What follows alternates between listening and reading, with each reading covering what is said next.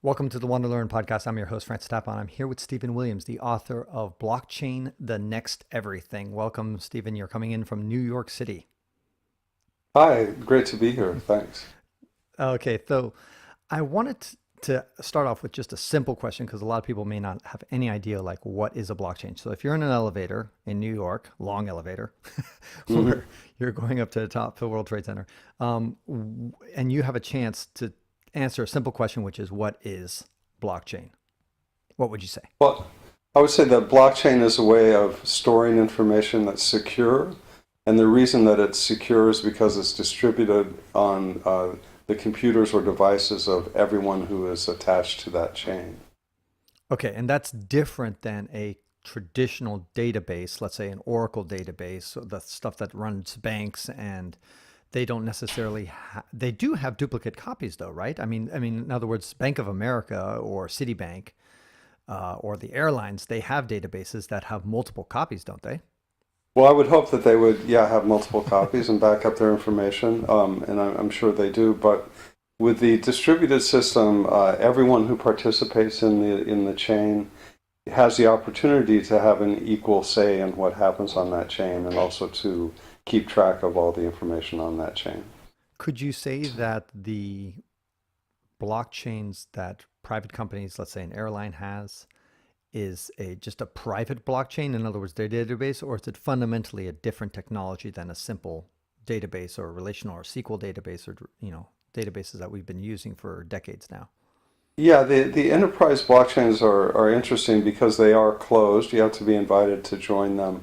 But they also allow access to information in a way that the traditional databases don't. So, and it really depends on how the company is using it. But they give the opportunity, especially like on a supply chain, for the people who are considered at the lower end of the chain, the initial producers of materials, to participate and see what happens to that material along the chain. And I think that probably isn't happening yet so robustly, but I think in the future it's going to give say the palm oil producer, small scale palm oil producer, the opportunity to actually contribute creatively to how that oil is marketed or used in the United States. They would also see what the price of their product is, how it goes up along the chain, which I think could have a big influence in the future. Why did you write Blockchain, the Next Everything, the book that just came out in 2019 here? Well, I've been a writer all my life, and also very interested in business as a way of affecting social change, especially for carbon reduction and having to do with climate change. And I went back to get my MBA in sustainability when I was 57 years old, a couple of years ago. And in one of my first classes, I heard the word blockchain. I didn't know what it was. And I started looking into it, and I was completely captivated by it, which happens to some people. I don't know why. It's a curse or a blessing. There's even an expression about it. It's like going down the rabbit hole. We all use Yeah, it. yeah, I went way down the rabbit hole, and I still actually am still there. Um, and so I became fascinated by the potential for all kinds of things, including ethical sourcing, efficiency, egalitarian distribution of power, the use of financial the ability to broadcast financial instruments to people who don't aren't currently banked, especially in developing countries. It just seemed like an endless possibility, and the more I looked into it, the more I realized that almost everything I read, without exception, was pretty dull and pretty intimidating. And so I'm used to reading stuff like that as a journalist, and it's kind of my specialty is to take challenging information and make it for a general audience. So after I had studied this for a couple of years, I decided that I would write a book that I thought was very much needed, which would let people experience blockchain rather than just read a textbook about blockchain. So I wrote a book that's full of narrative, full of stories, and full of anecdotes that I hope will help people understand the potential of blockchain. You're the perfect person there for me to ask this question. It's been nagging me for a long time about Bitcoin. So, you study sustainability, and I am curious about the whole topic as well. Hmm. And one thing that I've read over and over again, and I don't know if at this point it's a myth or not, is that one transaction of Bitcoin will consume the same amount of energy that 30 households use, American households use in a day or something like, I believe that was Right. the number. Have you heard the statistic? I've heard so many different statistics that it's disturbing to me the amount, how information flies around that is unsubstantiated or created maybe with bad information. It is true that Bitcoin uses inordinate amounts of energy, and it's a real problem. But someone asked me the other day, they said that they had heard that Bitcoin right now uses more electricity than the entire world combined uses. Okay, well, we know And that's true. so, That's not true. yeah, We know right. that's not. So that showed me that it's definitely something that needs to be worked out. So I don't have. Sorry to interrupt, but there was one Yeah. place I heard that it was it's getting close to, I think it's either Denmark or the Netherlands, somewhere around one of those countries nearby there. It's getting close to that level of electricity usage. Yes, and I That's think that is the one figure that I think is probably most close to accurate. mhm. But there are a few caveats with talking about Bitcoin and electricity, and I want to start by saying I don't own any Bitcoin, and that's because of this problem. I don't find it ethical, but And I, one more I do thing, own. just Yeah, to also clarify, is that a lot of people don't realize that blockchain, which is what the subject of your book is, Bitcoin is just one manifestation of hundreds of different possibilities of blockchain. yeah, right. Blockchain was created to support Bitcoin, but blockchain has many, many other uses. Right. So, but It's kind of like regarding, saying, sorry, it's kind of like saying that I don't know, yahoo.com is the internet. It's just one manifestation of the internet. right, it's one application built on Right. top of it. So, there's a couple of thoughts I have about Bitcoin and electricity. The higher the price of Bitcoin, the more competition there is to so-called mine Bitcoins, create Bitcoins out of thin air, basically. And that's done by running a lot of computers. And so people have made consortiums of computers, but they're situated generally not in the middle of, say, Utah, where they have to use electricity from a coal-fired power plant. Most of them are in China, and most of them are next to renewable resources because the electricity is cheaper, such as hydro plants are very popular. They're also located in cooler countries so that there's not as much cooling charge. But they still use it. You have to sort of look at where the source of the electricity is in order to gauge the depth of the problem. But the other thing that I find really interesting is a lot of cryptocurrency people believe that Bitcoin, Ether, and other types of coins will become the currencies of the world in the future, will replace the US dollar, the euro, and other currencies. Now, if that were to happen, all the trading of Bitcoin is done electronically through your computers or phones or whatever, and uh, there would be no more need for ATMs, banks, etc. And imagine the amount of electricity that banks use in our day-to-day lives. I mean, look around. There are banks everywhere, and people are driving to banks.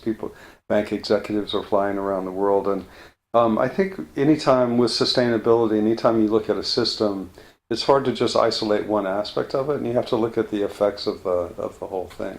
So while I am concerned about Bitcoin and electricity usage, I'm not. I don't buy all these figures. Okay. Uh, Getting back to that one transaction, how much one transaction of Bitcoin consumes. What confused me about that thing, assuming the statistic was right, and again, I know you're kind of Hmm. questioning whether it is even right, is that let's say it consumes the 30 households. When I do actually own Bitcoin, full disclosure, and a few other Yeah, it's fine. cryptocurrencies, by the way. I think four other different cryptocurrencies, but most of it's Bitcoin. I think 80% or so of what I have is in Bitcoin. And when I make a transaction, when I purchase Bitcoin or send Bitcoin, the fee that they charge me is pennies. Pennies. Right. I mean, it's really not that expensive. I mean, at the height of the bubble in 2017, I think it was in January, whatever it was, they charged, I think, $50 per transaction. That was a crazy, because there just wasn't as much supply of miners out there to do it, and so the rate went up.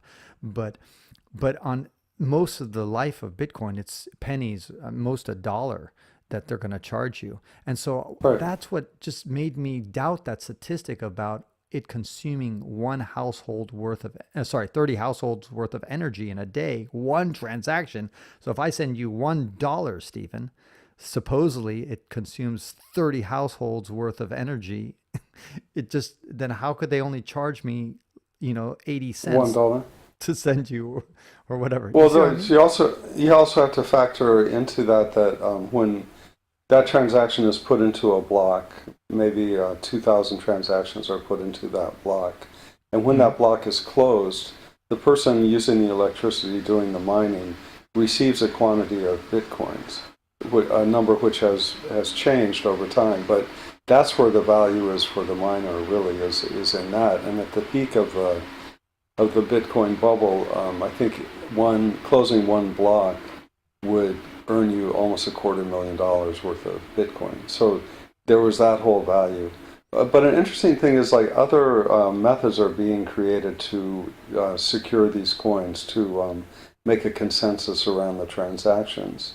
And some of those are being done by Ether and by other companies. And one is one that is just where people are rewarded with fees.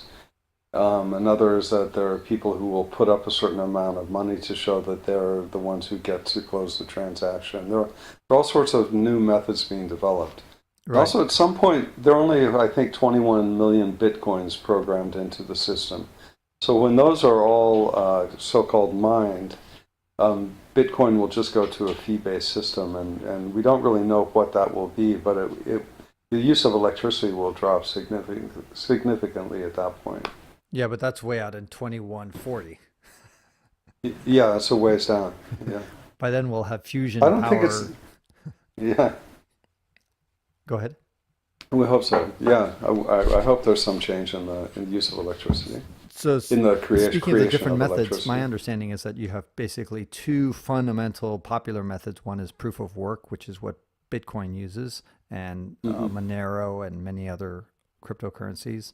And then there's proof of stake, right, which is what Ethereum wants to use. It's trying to get there, but it hasn't got there yet as of middle of 2019. Exactly right. Yeah, that's true. Do you now? From my understanding is that people say, well, okay, proof of work, yes, it consumes far more energy. I think proof of stake has been said takes 1% of the energy that a proof of work algorithm requires. But say the defenders of proof of work, they say that, okay, yes, it consumes much more energy, but it's far more secure. What do you think? Right. I think it is more solidly secure at this point, but I do think proof that of work. Proof of work. But I also think that the people working with Ethereum and developing the alternatives are very smart and are moving to the future. I mean, our society is, in the U.S. at least, is completely polarized now around almost every issue, and that extends to the cryptocurrency world. And the Bitcoin, they call themselves Bitcoin maximalists, will stick by Bitcoin come hell or high water, and always find a reason to put down Ether. So I think that's part of what's going on there. Excuse me.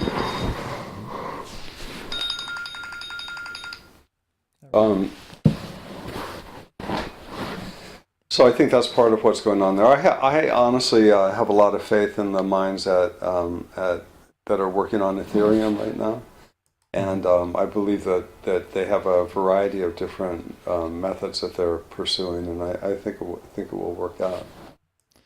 Okay, so when we talk about other blockchains outside of cryptocurrencies, what method are they using? They're not using proof of work. They're not using or are they using proof of stake? What is the popular methodology of sharing their database of a public database?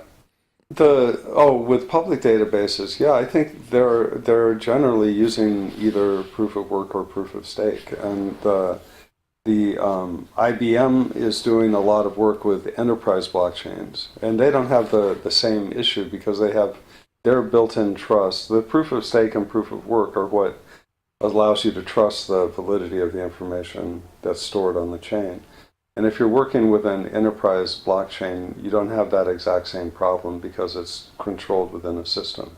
Okay, They aren't because as, there they assign you as being one of the authorities. They just say by right. fiat, bang. So in a way, it's a centralized distributed system, if that makes any Right, sense. right. Yeah, I Yeah. understand. So that's the rub. So let's dive into a little bit about the different ways that we could be using blockchain and how it could affect, because in some ways you got to wonder whether blockchain is going to be just another one of these technologies like flying cars, the thing that just never actually happens. You don't have And one? well, it's called a helicopter, I suppose. I guess Yeah, we do. right. um, but basically, we don't have. We've been talking about flying cars forever. We've been talking about VR, virtual reality, forever, and it never really Hmm, seems to truly catch on and become completely mainstream. And right. so, my question is, Stephen, do you think, as an author of a book about blockchain, do you think blockchain is also going to be potentially one of these overhyped technologies that just never seems to see the light of day, or is maybe 30, 40 years off when we keep thinking it's around the corner? That's a great question because again, talking about that polarization, there are a lot of people who seem to have a lot at stake in uh, promoting the idea that blockchain is a basically totally hype and a worthless technology, and they populate Twitter in a heavy way, and I'm exposed to them on Medium and different articles. I feel that nobody knows yet how blockchain is going to play out, and I'm not going to say that it will completely transform the world or transform all industries, but I certainly think that we need to give it a chance and Yeah.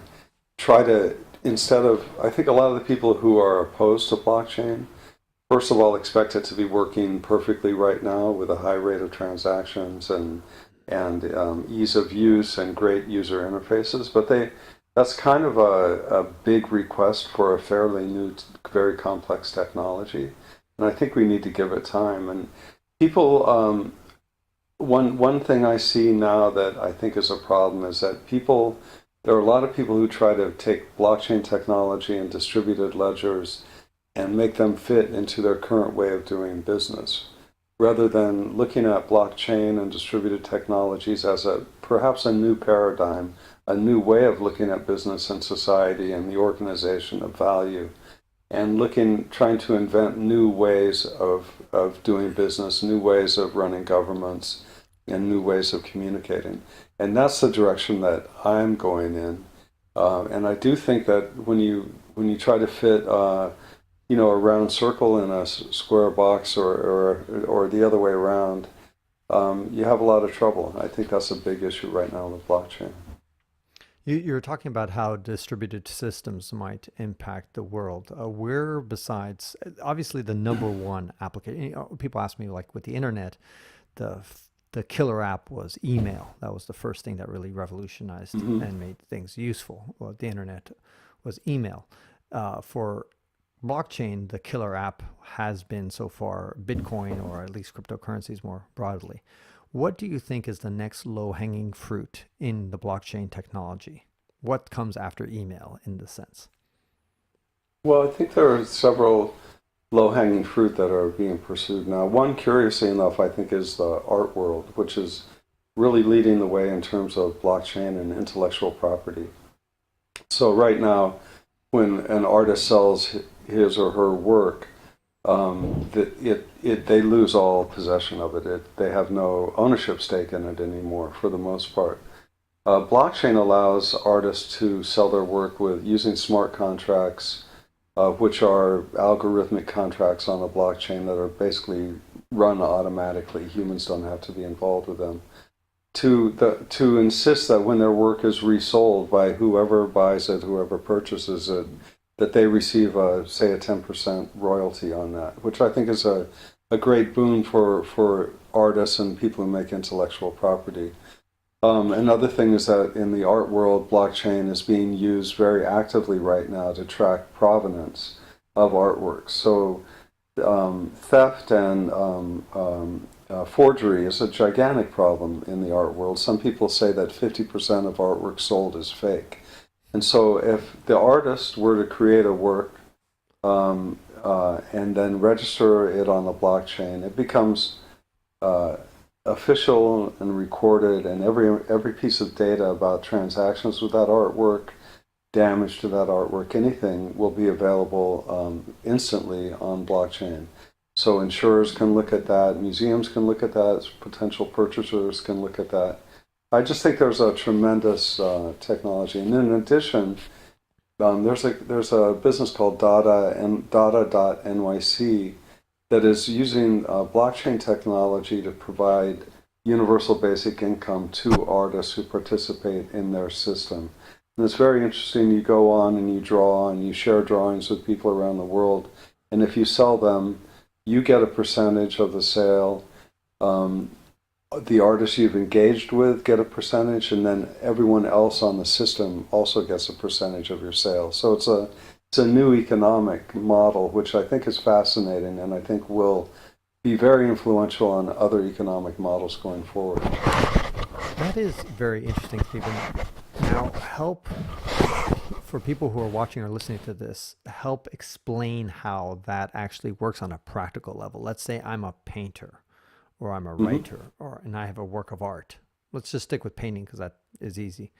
How do I then either make sure that I don't get forgeries? How does the blockchain help me prevent forgeries on a practical level? Like, what's step one? Okay, step one is I make the painting, I sign it. And then what's step two?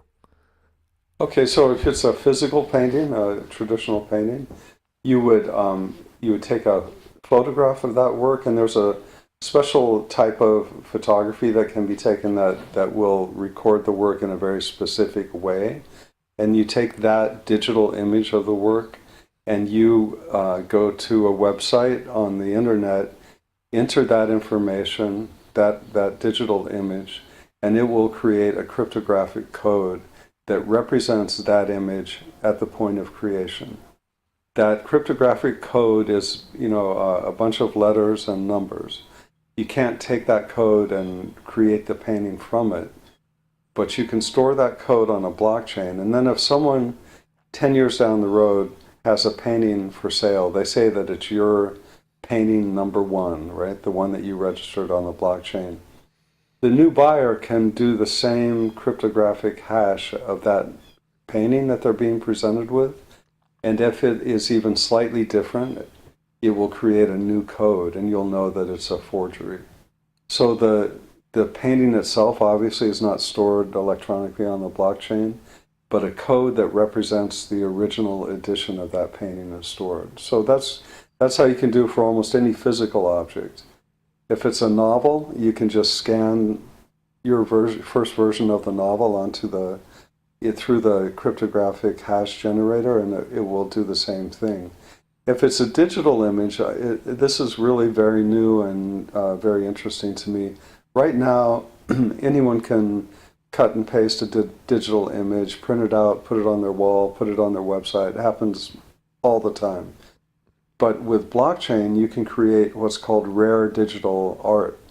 And when I first heard this term, it kind of blew me away because I just like, this is insane. This whole idea of rare digital art. But the more I work with it, and the more I also buy it sometimes, is so you create a digital image, and then you hash that and put it on a blockchain. It's attached to a token. That token contains the code and the information. So that image has more value than any copy of that image because it's the first image that was created. It's the original. And people really respect that and value that. There is a market for rare digital art. And if people who don't believe that, you can tell them the case of CryptoKitties.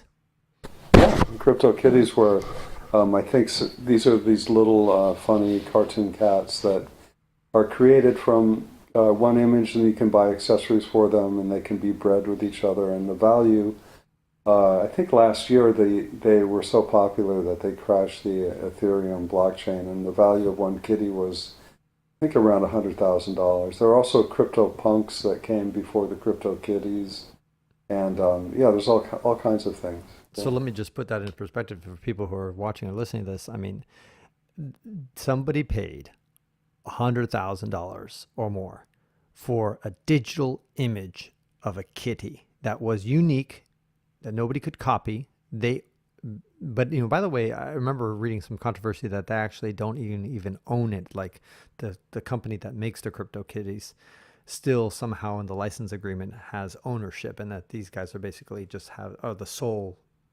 user or whatever of that image, something like that. So yeah, that's a great point, which is something I've been thinking about a lot. They own the code that shows that it's their kitty, but they don't own the software that translates that code into an image. So you're very right about that, and I find that to be a difficult concept. There's a good reason for it, because that image might be made up of several different images.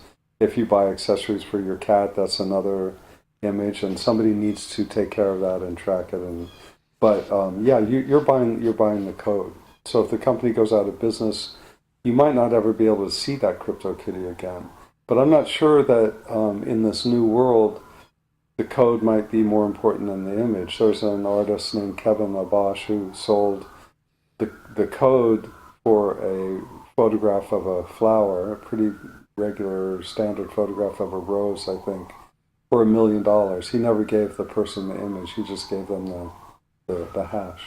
Wow. So there's a lot going on with that.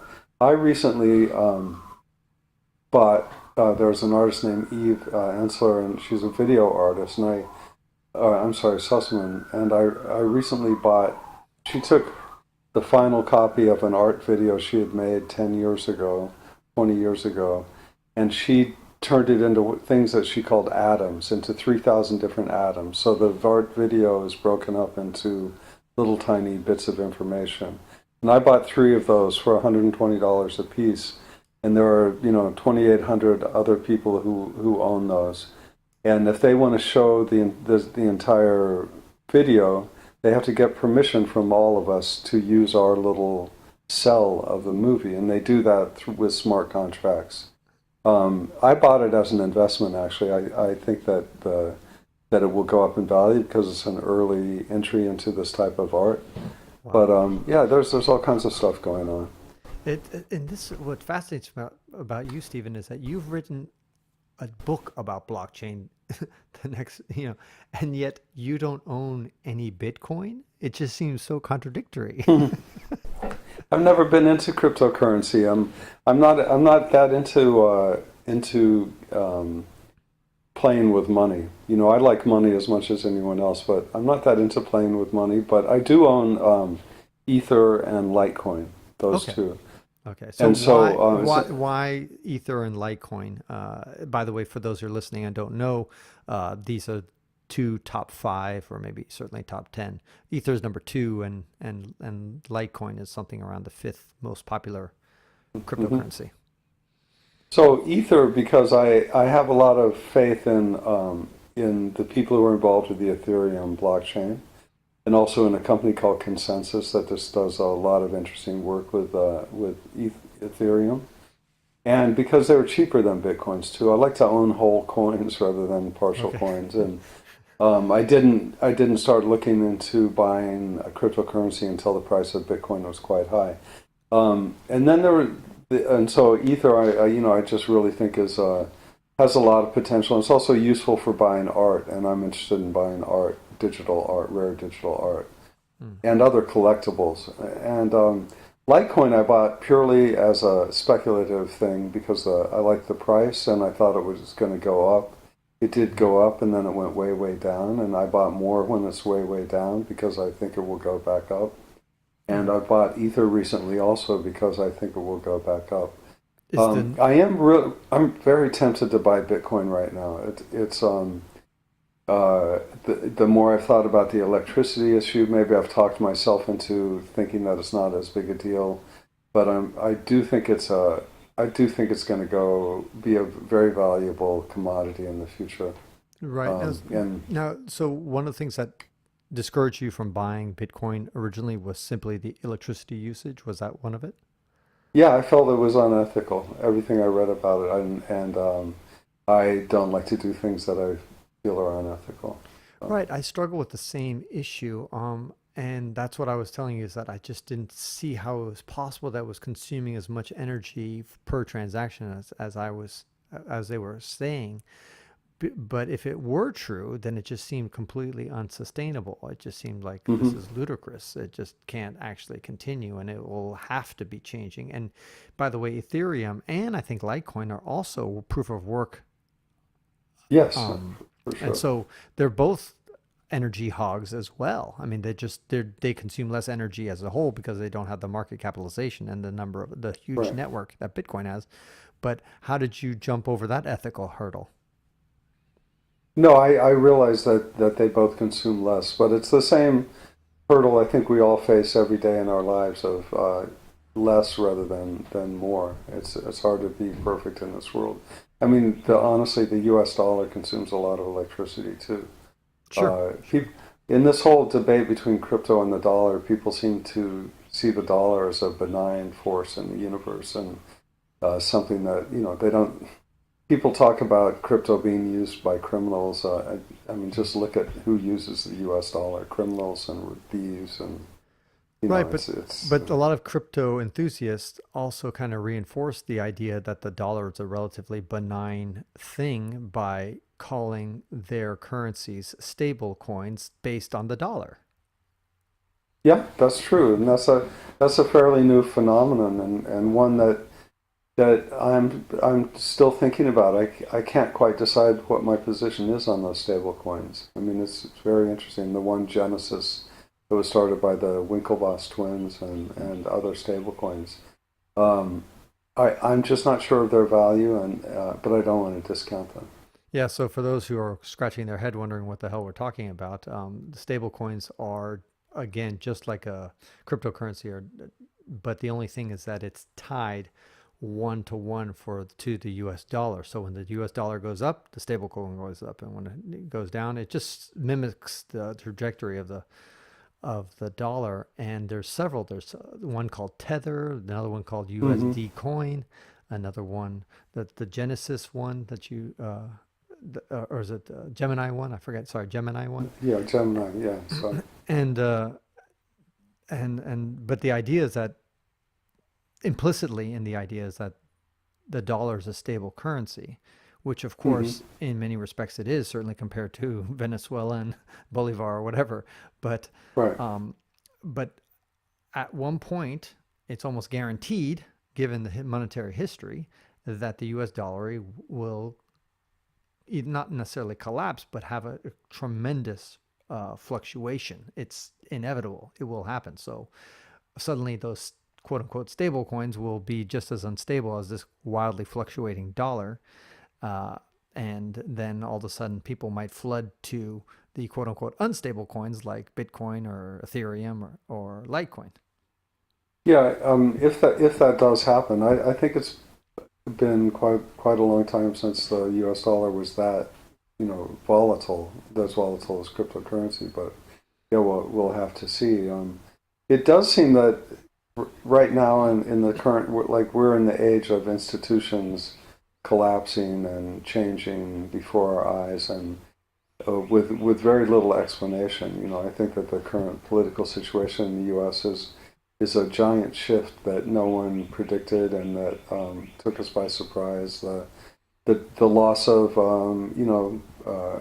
the music industry changing so dramatically, books changing dramatically, all kinds of huge corporations closing. It's a big shift, and I suppose that the current our currency that we think is so stable and secure could change dramatically too. I mean, I see it as a currency that's backed by Chinese debt, and who knows what will happen with that. I'm going to try something, Stephen, now that I haven't tried before, and I hope it works technologically. If I lose you, it's going to be crazy. I'm going to share a screen right now on Great.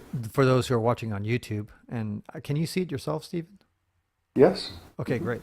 Um, for those who are just listening to the podcast and can't see what we're looking at, it's a pretty straightforward table.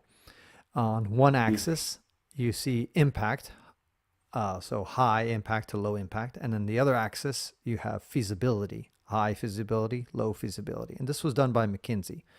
And what they're trying to do is, it's under an article about trying to explain blockchain.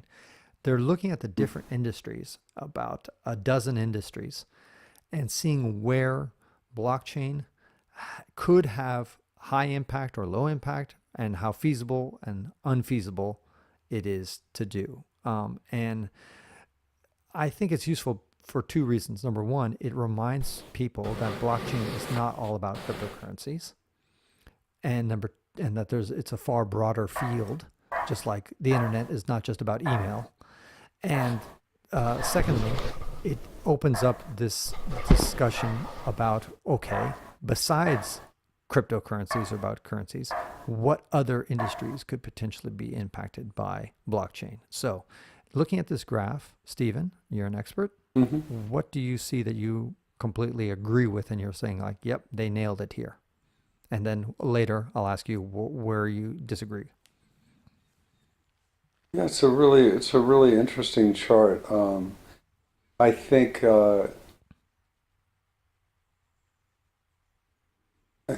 can I start with what I disagree with? Please. So as if I am reading the colors right, it has agriculture as lower than middle range impact. Yeah. Oh, agriculture is up there high. Okay, I don't sorry. know. Sorry. Hold on. Let me just. No. You're right. You're right. It's low. It's kind of medium impact and Yeah. low and kind of relatively low feasibility. So I think that's incorrect. I think that blockchain could have a huge impact in the agricultural industry around the world. I was recently had a lunch with a guy, Reggie Haryu, who founded Harachain in Indonesia. And he's using blockchain technology to give smallhold farmers a way to get the information about their land holdings and their agricultural production and their personal data to banks on the blockchain so they can get loans easily rather than going to local loan sharks. That's one way, and I think it's. Hold on one second, Stephen. Yeah. I just realized something. The way this particular for those who are watching, this is a clickable table, and when I click on just agriculture, it does show low impact, medium impact, low feasibility. But when I actually click on here on the agricultural, it says these are use cases. So here they say very high impact, which is food safety and origin. And then over here, agricultural supply chain, again, very high impact, medium feasibility. So let's say if I click on financial services, they have all sorts of different. So down here, they have feasibility in the medium and low for micropayments, low impact. And then way off the charts here, high impact is trade and supply chain finance. So basically the way, and you have all these different initial coin offerings, all sorts. And what is this one here? Cross-border. They say it's high feasibility, high impact is cross-border, person-to-person payments. So basically, I'd agree with all those. Okay. So getting back to your agricultural example, what I don't really understand about this, the way McKinsey did this, is that the two examples are pretty high on impact, but when you click on the overall average, they put the whole industry as being kind of low, kind of medium impact. Okay, I guess they're looking at a broad range of factors to do with agriculture, but I think I would still disagree with that. I don't really see any area of agriculture that wouldn't benefit from that. But the people at McKinsey are pretty smart. Yeah, they certainly can be. Yes. And And then let's click on arts and recreation. Let's see what we talked about here. Fine arts investment. They say the feasibility is kind of medium to low, Mm. and impact medium. Arts art provenance. Sorry, medium feasibility, kind of slightly low impact. So, and then gambling and prediction markets at the lowest end for the arts and recreation. Yeah, So I think they're way off base on all three. okay, got it. And I say that because I've written about this a few articles recently, and also in my book, and there's a lot going on, and Christie's auction house is involved with it. There are museums are very interested in it. I think that in the art world is going to be profoundly affected by blockchain. What about this whole idea of the government and having, property title and that kind of stuff? Let's click on property here. And here they say land registry would be high feasibility and pretty high Mhm. impact. Do you agree? Yes, I do agree, and I think that could be fantastic in the developing world Yes. and in corrupt countries. I guess Honduras fits in both those categories, and there's an experiment undergoing there right now. I just came back Fractional from investing. I just Oh, came go back ahead. from 5.5 years in Africa, and there I could see how land title is huge. There's a epidemic of people selling land that they don't actually own, that they don't actually have the title to, and you give them the money. And Yeah, here's a real funny story. They have lots of places, especially I saw this in Ghana a lot, in Nigeria, where people would spray paint on their property, not for sale. In America, you drive around and you right. see for sale signs. In Ghana and Nigeria, I would see not for sale signs because what So that happens is, people would know. yeah, so that if somebody takes you, hey, I got this property to sell you, I got this plot of land or this whatever, this house, Hmm. and people, the potential buyer will see clearly, okay, you're not the owner of this property, and I'm not going to get a Right. fake sale. But anyway, one way. So explain on a practical level how this could work with title, land registry. Would the government own the blockchain?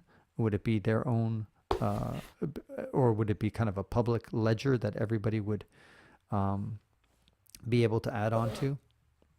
Yeah, well, it could be either way, but my guess is that most of these would be government run or run by nonprofits. Mhm. Because what you don't want to do is burden the small landholder in the developing world with the need to get heavily involved in the technology. You want to make it easy and straightforward for people to register their land. And to do that, the chain would have to be decentralized at best or centralized, with an authority who can certify that the land is theirs and also maintain the technology. Mm. At That's, least, at least for now. Now, you talked about art as being one of the industries that could be impacted by blockchain in Hmm. a very positive and impactful way. Um, Right. and obviously cryptocurrencies and that whole thing. Is there one or two other sectors that you think are things to watch? Yeah, I think that I'm just looking at the list. Hmm. I mean, a lot of people talk about media and technology being impacted. I tend to think that that's slow and not really going to happen Why is so that? quickly. Although there are different. Well, they just had the Internet of Things in that, and that's Yeah. definitely has great potential. I can talk about that for a second. Yeah. Blockchain using smart contracts could have a huge impact on the Internet of Things, and that Internet of Things means connecting devices, electric vehicles, or any kind of machine to the internet, and so hoping that those machines would communicate information with each other and with humans that could make systems run much more easily. For instance, if you had a solar array on your roof and you were selling electricity to a power authority, you could have a smart contract, an algorithmically run contract that would read how much electricity you put onto the grid and pay you automatically. And that's really useful because a lot of those payments would be very small. There would be millions of them. And right now, the systems in place aren't really capable of handling that. That's go Fraud ahead. prevention would be a big thing. There are ways that you can implant. I mean, if this is fraudulent physical objects, there are ways that you can implant seeds or devices or fingerprints onto objects and track those through the blockchain, and someone could always know if something was fake or real. So there's quite a few, but you think overall that the technology field paradoxically might not be as low hanging fruit as everybody thinks, even though blockchain is obviously a technology, and you would think that they would be an early adopter. Yeah, I was thinking for media, it's not low Okay, hanging fruit. got it. Because the idea there is that people will produce content just like what you're producing today, and Mm. that other people will pay them for it through micropayments, through blockchain technology. Mm. And right now, I feel like the user interface is too complicated for True. all of the projects I've seen, and the only ones who get involved are truly dedicated enthusiasts. What other ones on this list that you would say I think is? insurance is huge Hmm. for keeping track of claims, and I guess they agree, Yeah. and payouts. Yeah, They mentioned. and the Yeah. insurance companies are leading the way for sure in blockchain use cases. Um, by the way, there's, I don't know if you followed this particular cryptocurrency. I think it's called Myota. Have you heard of Yeah, a it? little bit. Yeah, yeah. Yeah. They're they're claiming to be helping the Internet of Things with Hmm. their and also they have a different type of algorithm.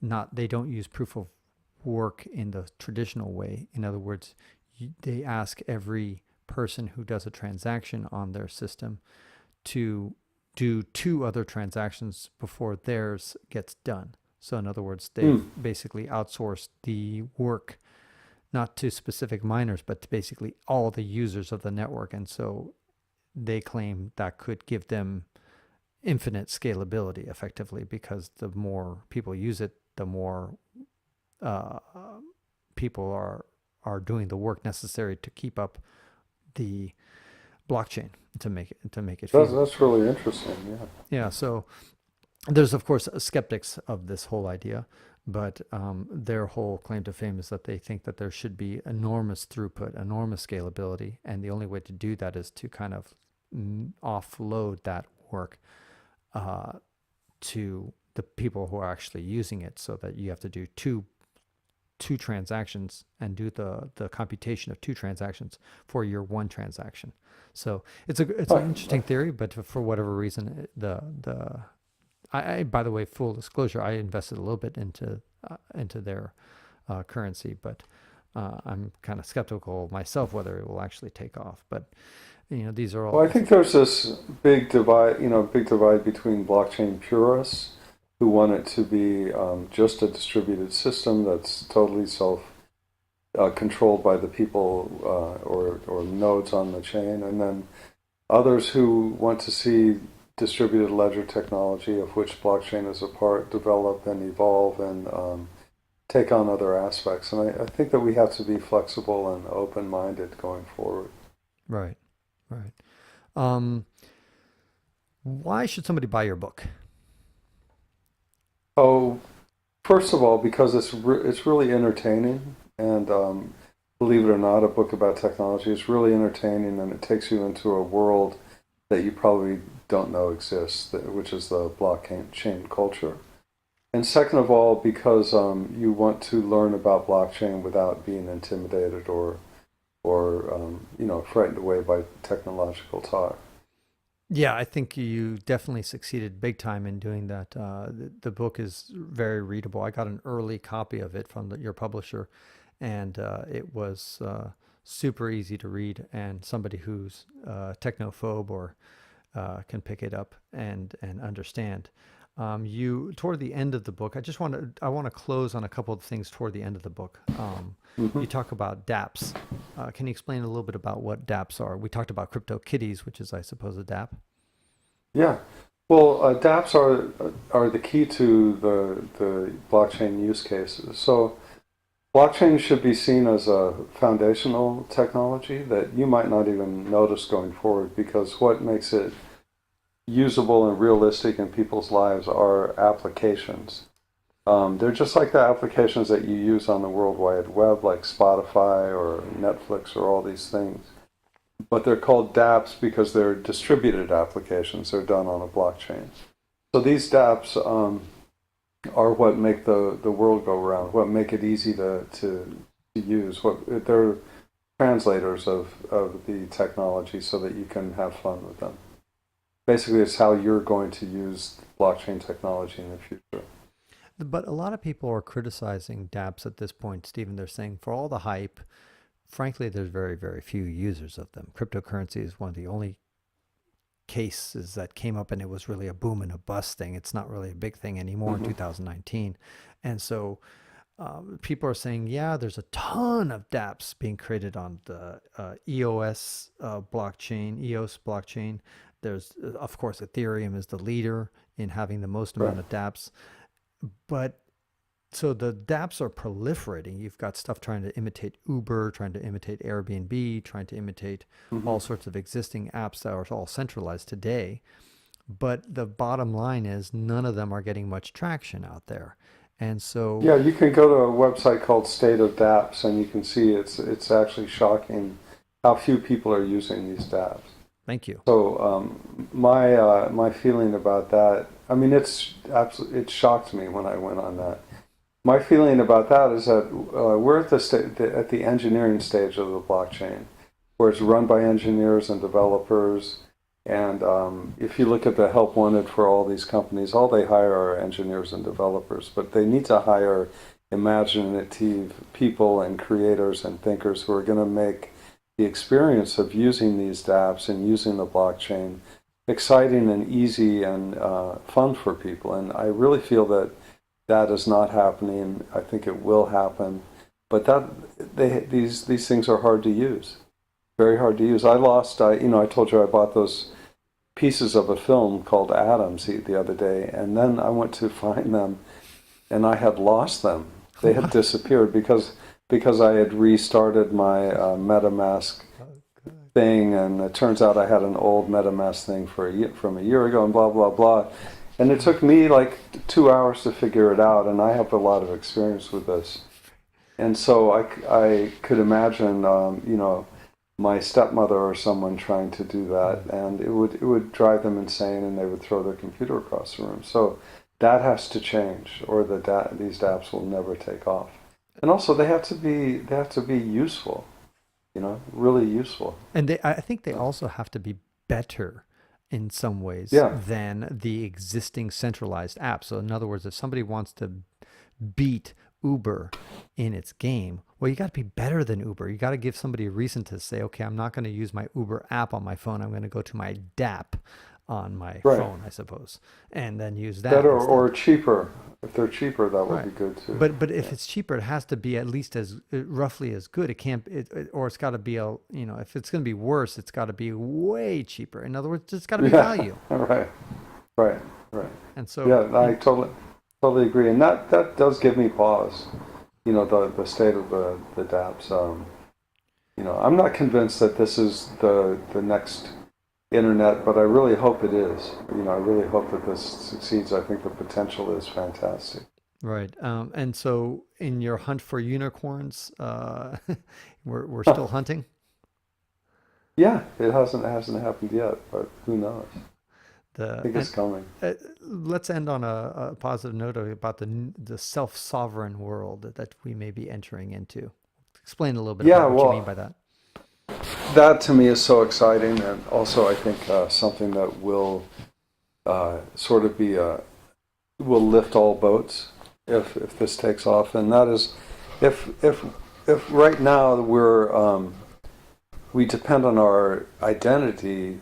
Our identity has to be affirmed by all these on the internet, by all these organizations that we join, like Facebook, Google, eBay, all these things. And what we do is in return for being identified by these people, we give them access to our data, right?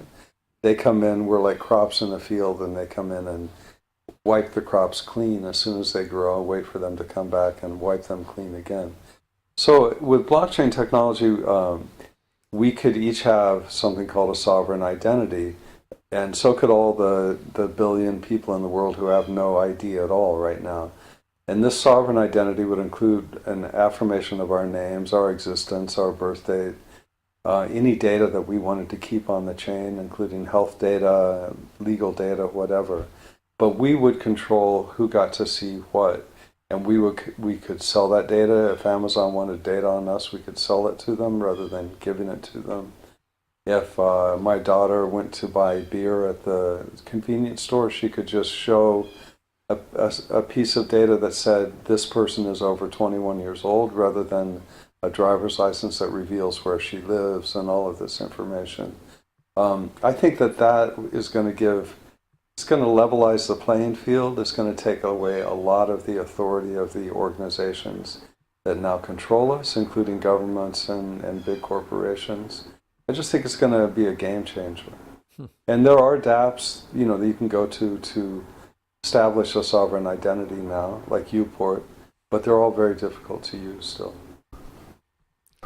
Yeah, that's the big conundrum that they've got to solve, is making this useful and valuable. And I think I'm bullish, like you are. A lot of people think, but I think also you're not hyperbolic. In other words, you're not. If you read your book, of blockchain, it's not like you're promising nirvana and peace on earth. You realize that this is going to be a struggle, and it's not going to be even.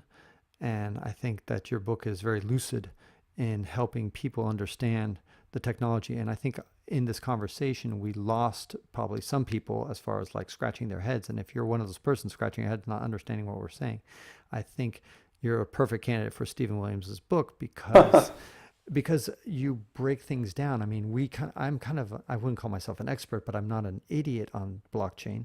And so I asking you some questions that are a little bit less basic, but your book covers everything from the basic to the advanced, and so I think it really could help the person who's a novice and who wants to know a little bit more about this technology.